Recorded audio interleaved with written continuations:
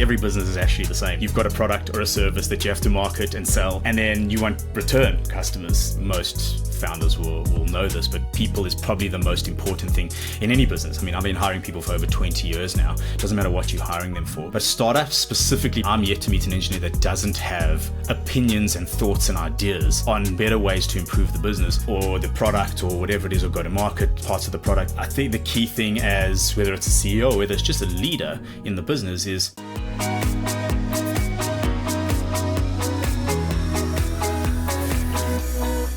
welcome to the DevReady podcast, where we're helping non-techs build great tech. Always like to reach out to a variety of different people on LinkedIn, etc. of the world, and ran into Jarren, who has been around startups and advisory through Startmates and a number of different things, ran his own startups as well. Just having an open conversation around his journey, what he's learned across it, and then touch upon, during the podcast, around how to maybe get the right people into your environment as you look to grow a startup business. Jarren, thank you for joining us. Appreciate your time. Hey, Andrew. Thanks for having me, man. Appreciate it. Let's tell the audience a bit about you. Now, your accent gives you away from a South African background, but let's talk about how are you in Oz and what's the journey been like in the world of startup? I always hope that the accent doesn't give me away and that it's been softened by being years out of South Africa, but I guess it does. So I won't kind of spend too much time in my background, but yeah, I did grow up in South Africa. I went to university there, and I actually did a very hard right turn out of university. I studied marketing, advertising, and communications, and I spent 6 weeks in an ad agency, and I hated every single moment of it. And I jumped out, and I then actually went into hospitality and running restaurants for about a couple of years. In that space is where I learned, I think, two really important things. The first thing was like how much I actually loved like the customer and how important a customer is to a business. But also, just by speaking to people, you actually start to realize kind of where problems are in the world. And now, like, it's quite common. A lot of entrepreneurs go, oh yeah, I found, like, I'm solving this problem for this people. But just from being in restaurants, you get to obviously meet a lot of people. So from working in that space, I actually realized, speaking to a lot of restaurateurs, that there were gaps in the market that I was seeing when I was in the US and the UK. I have family in both places, so I was traveling. And I thought South Africa was a little bit behind. I could kind of bring some of these tech products to South Africa. So we kind of brought a bunch of different solutions into hospitality. Mm-hmm. And that was, I guess, my first kind of foray into being an entrepreneur, way before I was even knew it was called that. And I was like very young on that journey. Like I didn't have really the right experience. I was kind of just like door to door selling, then going in, servicing the clients and kind of setting things up and winging it as I went. And then I would order a new system once I sold the system and just kind of go like that. So in terms of just to go back a little bit. So you jumped out of marketing after 6 weeks. Why hospitality? Was it just easy to get into, just wanted to try something? What was it about hospitality that drew you there? So I probably not unlike a lot of people in their teens, although maybe these days it's much easier to create side hustles. But I wanted to make extra cash so I could travel and do things. Just pay some bills, get some money in. Yeah, man. So I used to, I waited in a restaurant for a while, and actually it was a really interesting restaurant in there. We actually got paid commission on certain things that we sold in the restaurant, like drinks and other activities and stuff that we sold. Oh, that's different. Yeah, I was a part of a restaurant, didn't see that. It's a good idea. Exactly. So I actually played for a few overseas. I played for 6 weeks, touring Brazil based on doing that. Oh, brilliant. But I kind of realized that I was pretty good at hospitality. And then when I stepped out of this advertising marketing space, I was like, I just didn't know where to go. And I met somebody who just had known me from when I was in that space. And they said, hey, just come and, I need a manager for my restaurant. Come and run my restaurant. I've got a lot of other things I want to do. Come and run the restaurant. I know you're good with people. I've seen you operate.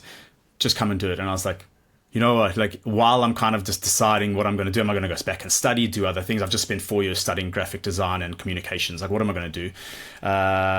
So I went and started running restaurants. And I mean, that was waking up at 4:30 in the morning to serve breakfast and then closing the restaurant at 10 o'clock. It's early. It would be early starts, yeah. I did some after hours work when I was at uni, but that's about it. So, it's actually not a bad environment to learn how to speak to people, get to connect with customer. I think it's important what you just said, connect with customer. And yeah, you're getting feedback all the time. So it's feedback comes. If you do something wrong, you generally get some interesting feedback in a restaurant environment. So some people aren't shy in terms of providing feedback. So it's a good thing, though. But in the early stages when you're young, you're thinking, "Whoa, what's happening in this space?" So, but you learn, and you learn how to deal with people, and it's a good environment to actually pick up how to work with a customer, really. Correct. A lot of now that I can kind of look back, a lot of learning and skills and development and stuff came from just being in that space. You kind of like forced also to learn those things, like a customer's like in your face, like shouting at you. There's not email, there's not phone call, like they're there, and you have to learn how to like damage control pretty quickly, and then make people happy. And then you also, it's a similar thing. You've got to every business is actually the same, really. Like you've got a product or a service that you have to market and sell, and then you want return customers because that's like renewal. If they don't come back, then it's harder to get a new customer than it is to keep an existing one. Exactly. And then you want referrals. So like if you learn how to like service them well, give them great food, and bring the whole thing together in a great experience, which is not unlike a lot of what we do in the business world, you then get people coming back. You get them telling their friends, and that was, I guess, before like viral and everything. But yeah, there's a lot of learnings and things that happened in those days that I use kind of still as my base today, which is great. So how did that take you into the first tech product? So what was the gap that you saw? Was it something offshore, overseas you saw that brought to South Africa, or what was it? Yeah, so what we actually noticed was, it was actually a pet peeve of mine working in restaurants, is when the food was ready and it was sitting at the hatch or like under the warmer and things like that, you would often hear in a restaurant the chef would shake that bell. And you'd hear ding, ding, ding, so that the waiter or waitress would know to come and collect the food for the table. And it like drove me. It was so inefficient. It was also really annoying for like the people in the restaurant. Like you kind of think they don't hear it, but they do hear it. Yeah, it's a noise, but you get used to it, but it's there. Yeah, you do notice it in most restaurants. I guess, yeah, you notice it when you're in it. So when I was, I don't know, just on a random trip to the US, and you have them now. When you go to food courts, you get those paging solutions, right? So like you kind of, what's your order number? 25, and they give you a pager, and you can walk around the shop, so you can sit at the table, whatever, in the food court, and it buzzes when you come back. But what a lot of people don't know is part of those paging solutions are actually private small little pages that like waiters and waitresses can use on their hip. And the chef in the kitchen, so they buzz if something, yeah. And then there's like different buzz things that can come through. So it's like pick up your food, or like clear plates, or things like that. So we understood, and I happened to operate in some really large restaurants where there was like live bands or DJs or like events and things where it's actually really hard. The waiters and waitresses can't hear what's going on in the kitchen. They're too far away, or it's just too loud. So we kind of thought, hey, there's this great opportunity. Could we bring these to South Africa and launch them? Yeah, and that was like the first kind of, I guess, like tech. It was tech. It used radio waves. And what is that experience like? So you obviously had hardware as well as software. There was no software. There's more hardware. So it was just you bought the package and how did you do it? What was it like? So the software was like you had to plug these, which were physical machines, into your laptop or your PC to be able to program them, right? Because you had to like program the different things. But it was really rudimentary. It was like you would hold down the button, and like, I mean, I'm pretty sure it was like very close to like DOS based stuff, like Windows like 3.1. It was like super basic. Was it a complete hardware sale? It was, this is the option, this is a margin you could make on it. Yeah, we did all the programming on our side. We didn't let the restaurateurs, because they didn't care about stuff like that. We would come in and we would. So you set it up for them. Yeah, that was part of like onboarding. We would do the setup for them. Yeah. Okay, no, fascinating. That's, I understand, the door-to-door piece. Because you just go from restaurant to restaurant, explain what the problem is. So how was that? What was that like, that experience? How long were you in it for? What was the success of that? What did it look like for you? What did you learn? So I think we were too early to market. So it had a bunch of issues. Part of them was like, I just wasn't that skilled enough yet at like sales. I didn't realize like I needed to be doing volume. I couldn't like sell one, install one, sell one. And then also I was the one like servicing these things. And we realized that like sometimes the frequency wouldn't work. And if there were too many levels in a restaurant, you had to put like repeaters in. And there were all these troubleshooting things. But again, I was bootstrapping myself, and there just wasn't enough like time.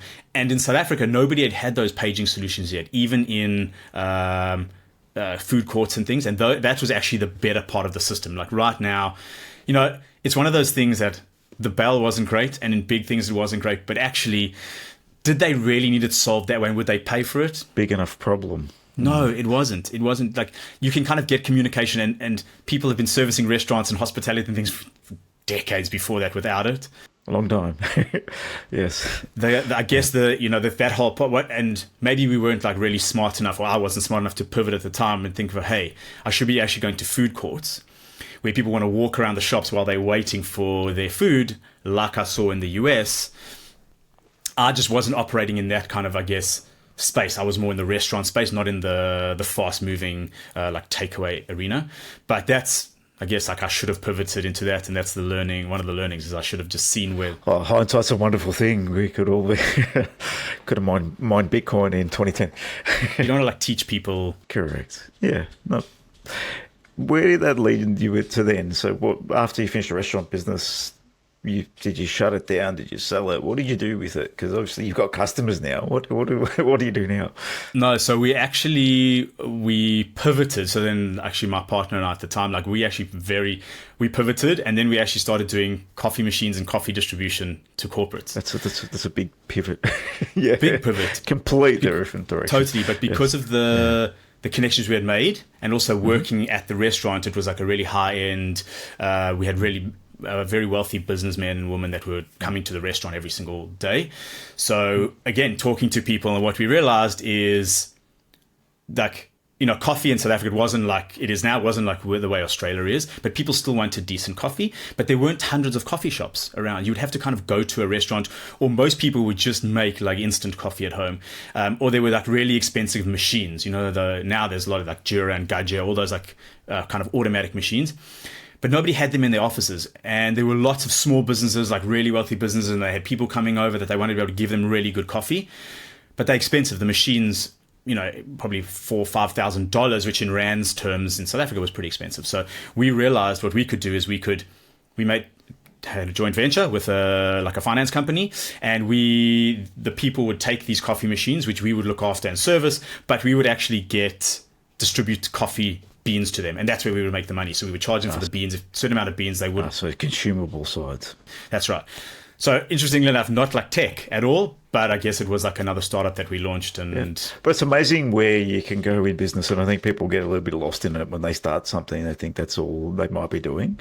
And I think you've got to be open to what's around you too, and just be open to pivot, because that is a completely different direction. You're selling hardware tech, moving to now we're selling coffee beans effectively, and just leasing out the hardware, I'm assuming? Is that what your model was? Yeah, that's exactly. It was a lease model. It was like, they paid us and we serviced the machines and sent them coffee beans and things like that. And I don't want to spend too long on this, because the next kind of part of the journey is, it's very like entrepreneur and startup, but it's not actually tech. So I then also kind of from that, I actually pivoted to start a franchise for a purified water and water purification company. And then I moved to London because I wanted to get out of South Africa. And then I was in the UK. I was in online gaming and casinos for about 6 years. That was actually my first, I guess, like deep into what I would call actual tech. So although it's gaming and casinos, I was very heavily involved with, what were the games that they were creating? What did the platform look like? How do we accept payments? How do we use SEO to drive like monster amounts of traffic into the casino, which is players, but the equivalent of that is like, how do you drive people onto your product or your landing page and things like that now? So I worked in that for a long time, and I kind of worked a bunch of roles through marketing, account management, and then I was a country manager for many years. And then I met and married an Aussie girl in that time, and that's how I've ended up in Australia. And you've obviously got you're in your daughter's room today. How many kids do you have? I've got 2 little girls. 2 little girls. Oh, congrats. So they're good fun having children around the house. They keep you on your toes, like a startup. You're learning all the time. Exactly. Yeah. I've written a newsletter on it before, but kids are probably the hardest job in the world. Yeah, I would say so. Like, because you just, every day you don't know what you're going to get, and you have to learn something new.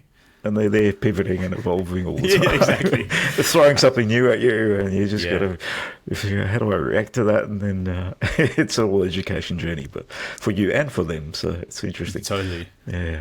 Yeah. So then when I started in Oz, which is 11 years now, that's when I started in tech startups. So I've been through a bunch. I was a product manager. I then started building customer success teams, moved towards more operations, health tech, construction tech, quite a bit of hospitality tech. And then, I was the CEO of a hospitality tech startup for a while. And then since then, I've kind of been consulting and helping startups from a bunch of like different angles, because I've been exposed to a lot of things over the years. A lot of different things. Yeah, so in terms of what drives you into this startup realm, because it is a high growth, high velocity space, what do you love about it? Because you seem to be continuously involved in it. What drives you to it? I actually think the thing that drives me the most is how I love that like scrappy, you just don't know what you're going to get. There's always something that needs tweaking, needs working on. And like, there's just no kind of opportunity to just... It's never done, is it?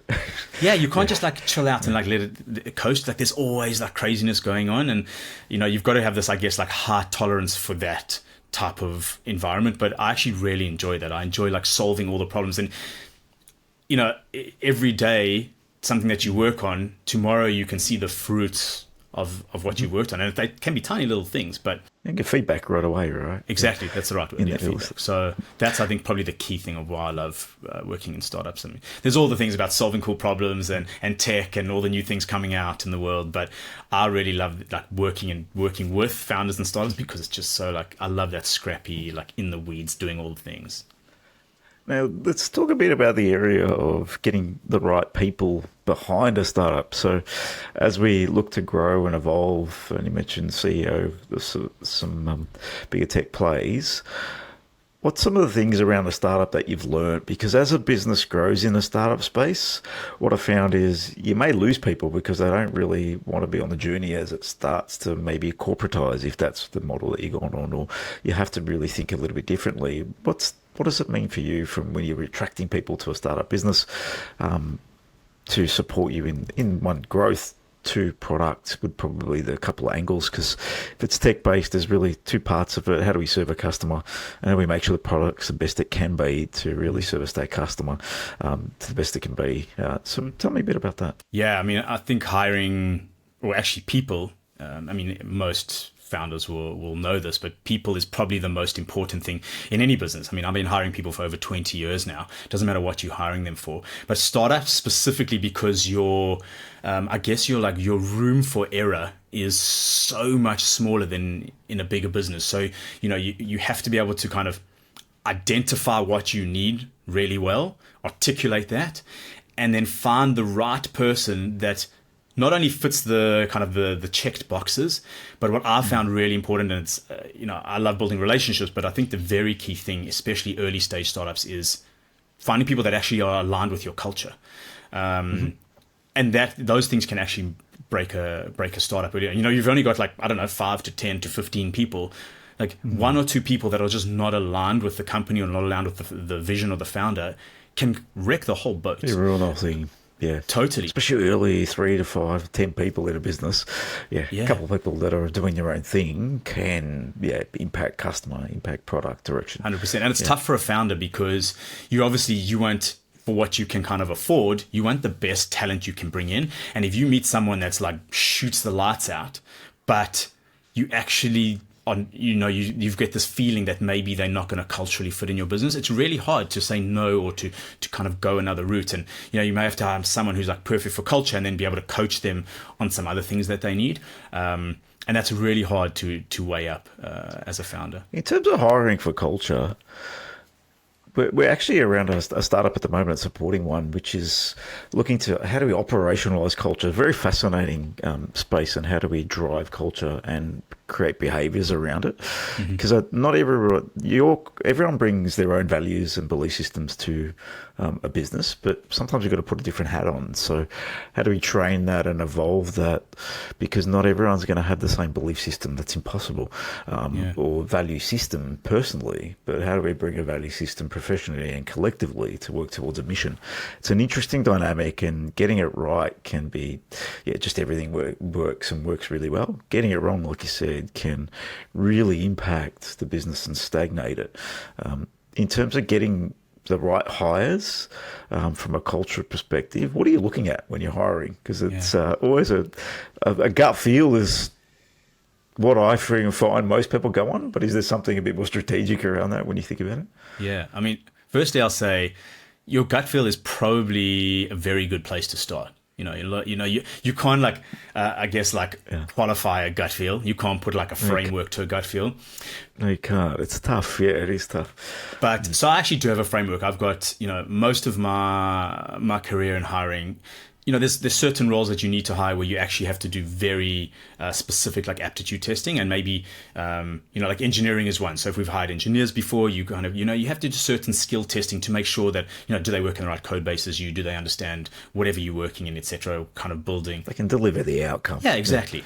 But a lot of other roles, and probably I'd say most roles within a company besides one or two, you need to be able to assess somebody's culture, how they communicate, how they talk to people internally, how they're going to communicate if they kind of are customer facing.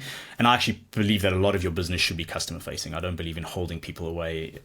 Even your product managers and your engineers at some point should be meeting your customers because they're really important. So the closer they are to the customer, the better they understand the impact, the problems. Yeah. And you'll find that engineers and especially product owners they have to be in front of customers. If they're not getting feedback from customers, what are they making decisions on? It's a fascinating, just internal ideas. Yeah. So totally, one of the companies I worked with, we actually implemented like a show and tell type thing where one of the customer success managers would bring in one of their customers once a month, and we would do like a live show and tell where the customer would talk about how they use the product in their business and the challenges and things. And that was actually for devs. We'd bring in all the devs and the product managers so they could hear the customer talking, but they would get to be able to ask the customer questions about how they use the product, how they're solving things. And a lot of customers, especially in SaaS, you find out that people use your product like this. There's some weird and wonderful things that people do when you look behind a product. Yeah. You'll hear an engineer that will hear that and they'll go, like I can fix that so that you can go like this tomorrow. And it's like one line of code. And that communication, and I would just see the engineers when we left that space, like how energized they were, because often in the engineering is they're so removed, they're sitting like coding and sales or CSMs, and they it's a validation piece. They're seeing value that they're delivering, and I think no one wants to write code that sits on a shelf or doesn't get used, or 100%. And that's another thing. If an engineer's sitting there for a year and they don't have any feedback around usage or what people are doing, they can get demotivated because what are they actually doing? Ticking off a Jira task and what better feedback than from your customer? There's nothing then better. So kind of sorry to like loop back in, but that's actually part of it. So the framework that I look for is like how do people communicate?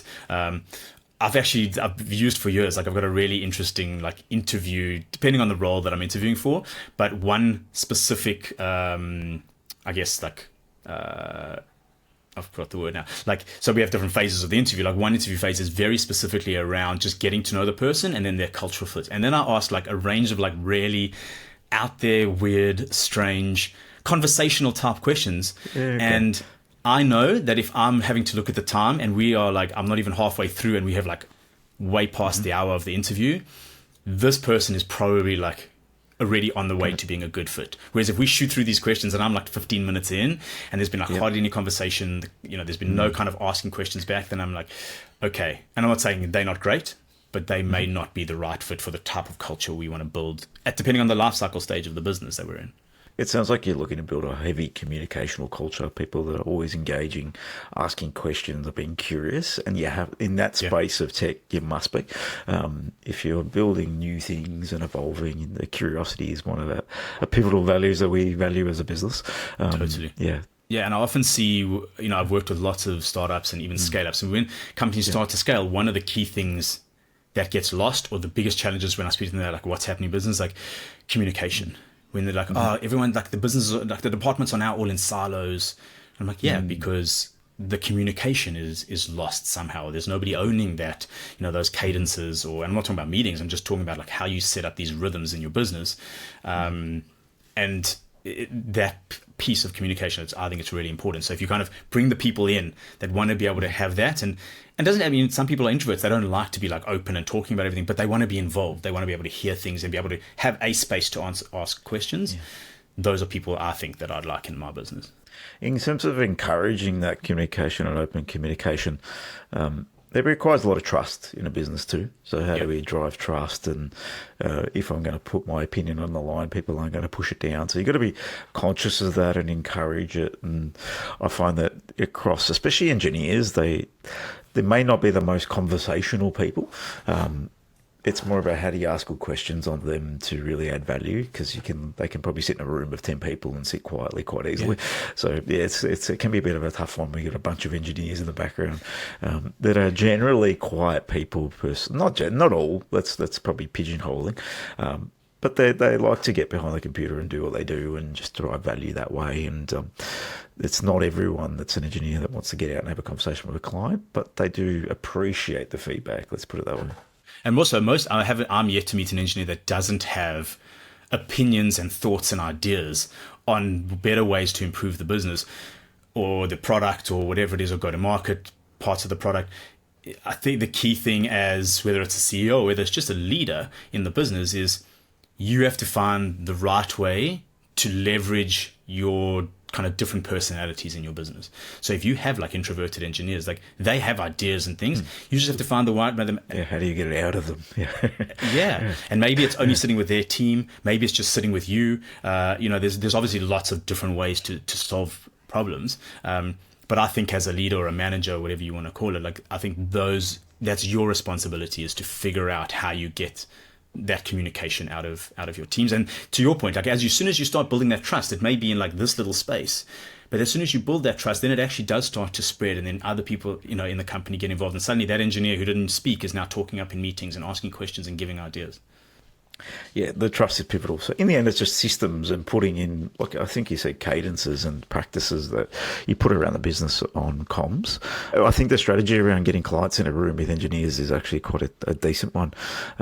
In our business, we could take a bit of learning from that. We probably don't get most of our engineers in front of too many clients. It's probably keep it on a lead basis. So it's something we could learn. I don't know if you know much about us. We're a consulting business. We run a couple of products, one in pharmacy and one in the space of health space.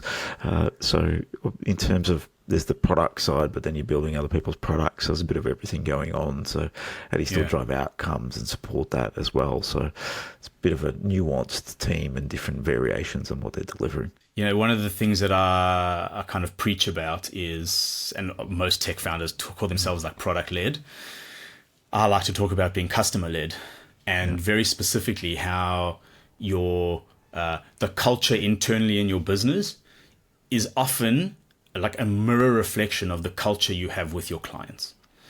And it's a really interesting thing. Like if you kind of think about it as you meet people and you kind of go and look at their businesses and stuff, how they treat each other and communicate and stuff internally is often very similar to how they do it with their customers or their clients or whatever kind of you call that side of the business for you. I find and I would agree with you on that, the customer-led versus product-led. What does product-led actually mean?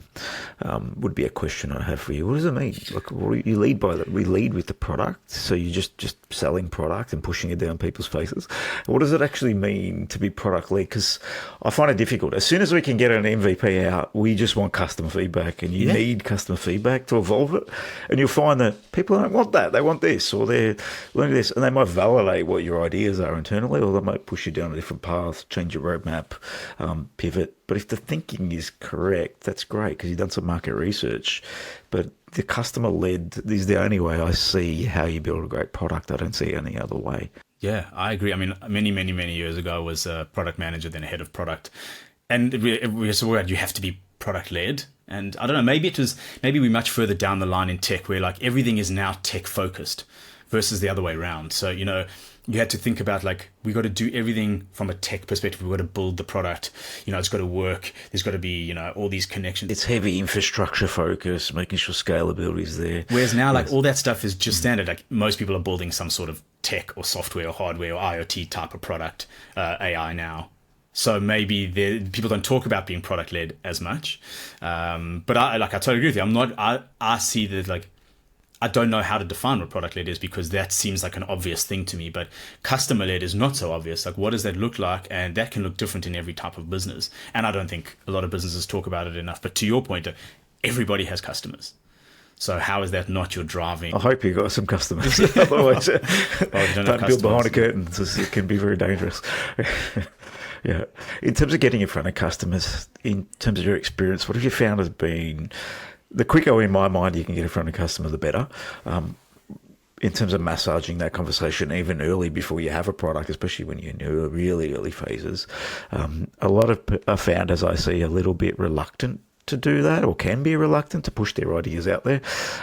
Love your thoughts on that, because I see the more we speak about what we're doing, the more impact we're going to have on others and learning, which is really the goal here. We're just trying to solve and add value and create value, and the only way you do that is by circling ideas and concepts.